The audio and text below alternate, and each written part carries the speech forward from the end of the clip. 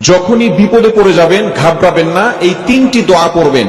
কোরআনে বর্ণিত এই তিনটি দোয়ার আমল যদি আপনি করতে পারেন, যত বড় ধরনের বিপদ হোক না কেন আল্লাহ তাআলা এই বিপদ থেকে আপনাকে হেফাজত করবেন। প্রটেক্ট ফ্রম অল অ্যাক্সিডেন্ট, সকল বিপদ আপদ থেকে, বালা মুসিবত থেকে আল্লাহ তাআলা আপনাকে প্রটেক্ট করবেন, হেফাজত করবেন। এই তিনটি দোয়া তিনজন নবী বলেছিলেন, এই তিনটি দোয়া করেছিলেন, যার কারণে আল্লাহ পাক রব্বুল আলামিন তাদেরকে কঠিন বিপদ থেকে হেফাজত করেছিলেন। নাম্বার 1, এক নাম্বার হচ্ছে ইব্রাহিম আলাইহিস সালাম একটি দোয়া করেছিলেন। সেই দোয়াটি 4 নম্বর পারার 11 নম্বর পৃষ্ঠার 15 নম্বর লাইনে রয়েছে। সূরা আল ইমরানের 173 নম্বর আয়াতে রয়েছে, হাসবুনাল্লাহু ওয়া নি'মাল ওয়াকিল, হাসবুনাল্লাহু ওয়া নি'মাল ওয়াকিল, আমার জন্য আমার আল্লাহই যথেষ্ট।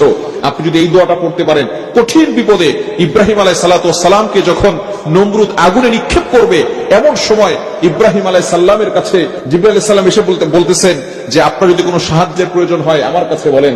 সাথে সাথে ইব্রাহিম আলাইহিস সালাম বললেন যে আল্লাহ আমাকে দুনিয়াতে পাঠিয়েছেন, সেই আল্লাহ কি দেখছেন না আমি বিপদে পড়ে আছি? জিবরাইল আলাইহিস সালাম বলতেছেন হ্যাঁ দেখতেছেন। তখন ইব্রাহিম আলাইহিস সালাম বললেন, সেই আল্লাহ যদি চান আমি মারা যাই, আমি আল্লাহর জন্য একবার দুইবার নয় লক্ষবার এই আগুনে ঝাঁপ দিতে প্রস্তুত রয়েছি।